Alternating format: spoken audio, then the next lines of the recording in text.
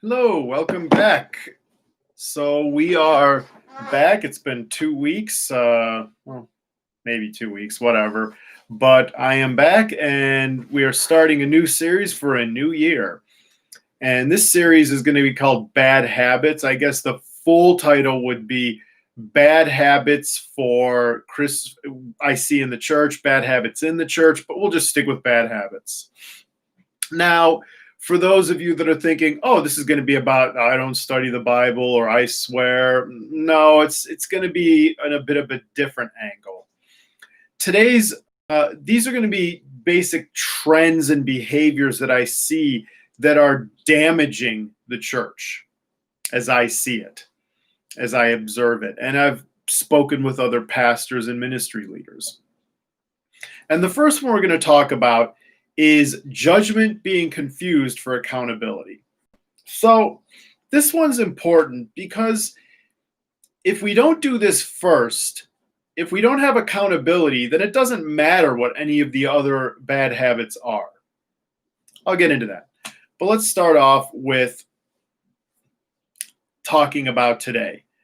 So, when I was growing up in the church, and even before that, well, the church was a very judgmental place. And sure, some of you, unfortunately, are going to have an experience of the same thing where you say, Mark still is. Believe me, it can be bad now, but boy, when I was growing up, whoa, man. I mean, if you weren't wearing a suit and tie to church, you got the 1,000 yard stare. If you weren't speaking the King James, that is, you got the look. I mean, just deviating was cause for judgment. And if someone in your family had gone astray, either maybe they practice a different sexual lifestyle, or they just didn't want to be Christian anymore, everyone looked at you as though you were an abject failure. Boy, we don't have any of that today. And that's a good thing, by the way. That's a very good thing. But the problem is, we've kind of taken it to the idea of not judging for certain things. We've taken it a bit too far. Especially, I see that amongst people who are under 40. We see this kind of cancel culture that if you try to judge, except for the bad things like racism, that's a problem, of course. But any kind of ism or xenophobia or whatever, that's of course bad, and we should shun that. But calling someone on a sin, we're not supposed to do that now. And that's a problem. It's a big problem. We read verses like Matthew 7:7 nowadays, and we take it a bit literally. For reference, the verse is, "Do not judge, or you too will be judged. For you will, as you judge others, you will be judged, and the measure you use will be measured to you." But we focus on that first part. Do not judge, or you will be judged. And the problem is, if we use this as a means of saying, don't call me, don't try to correct me, that's judgment, well, then calling every other bad behavior is pointless, isn't it? So here's what we got going on about judging and accountability. I like to compare this from judging to policing. Bear with me now, at least ideologically. If I get pulled over for a traffic ticket, the police officer issues me a ticket. Now, I still have a means by which I can argue that ticket in court because the police officer technically doesn't have right to judge and penalize. They can penalize, but ultimately, if a judge goes against them, their penalty is gone. Let's put this in another context. I'm accused of robbing a store. The police can detain me based on the evidence, but they cannot render judgment. My guilty innocent verdict is not handed down by the police. It's handed down by a judge. And for you young adults and teens who are learning, teens especially, who are learning to drive, quick tip. When you're getting a ticket, that's not the time to argue about it. Take the tip, take the ticket, and take it to the judge. Arguing the ticket before the judge is where you do it. So before indignant and argue the cop while he's writing the ticket, argue the ticket in front of the judge. Because it's the judge who can render guilty, innocent verdict, not the police. So in our case, as Christians, we are not judges. We are the police for each other.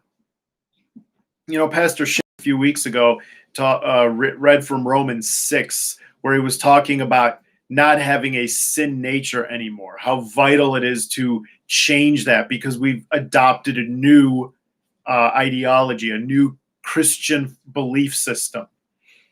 In fact, Romans 6 talks about that in its totality, but I'm just going to quote verse 1 because that's sufficient for our purpose.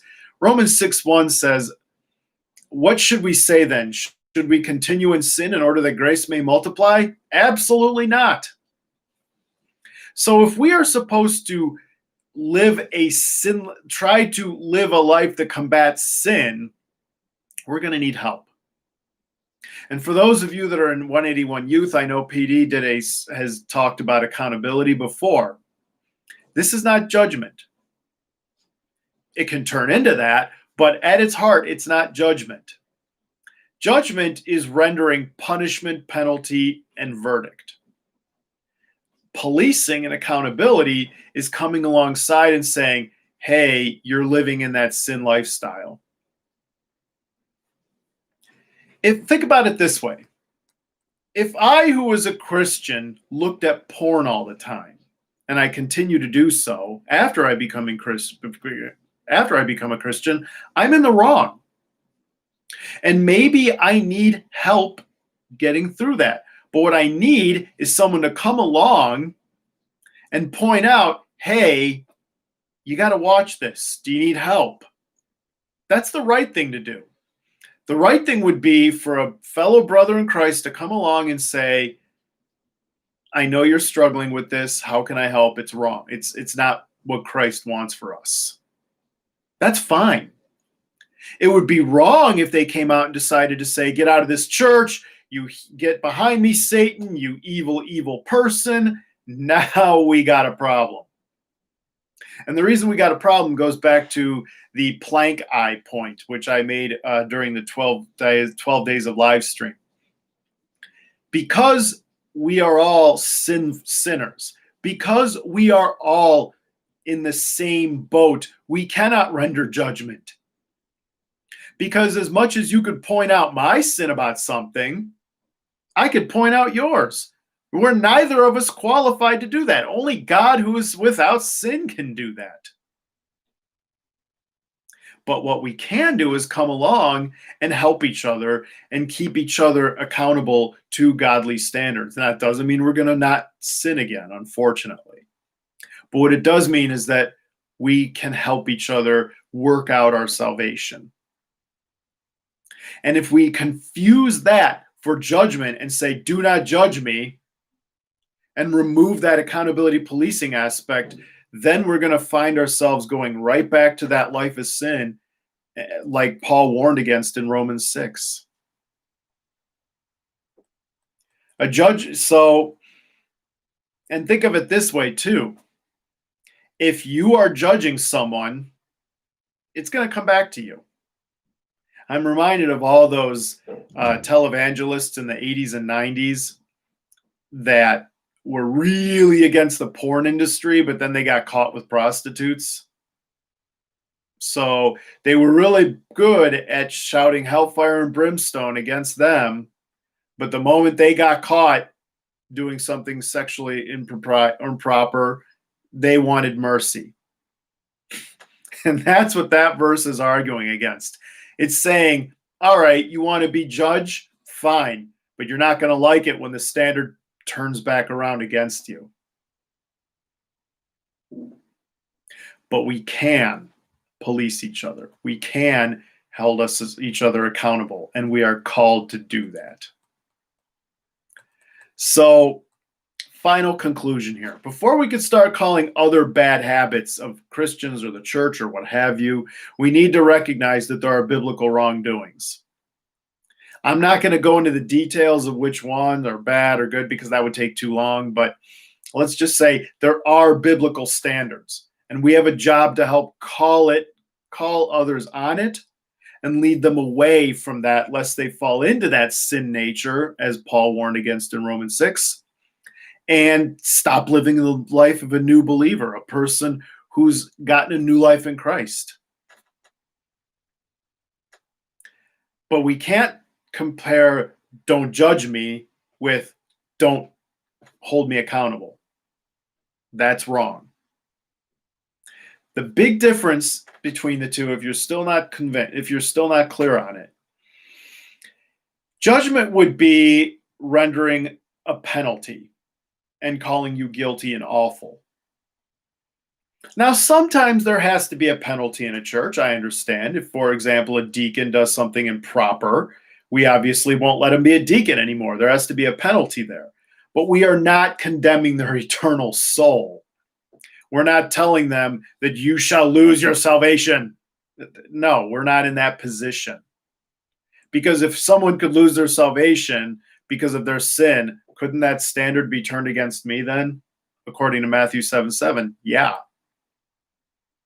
But we can hold them accountable. You, me. And that's why I urge an accountability partner. I have one that works. The sins I've been able to avoid because of it.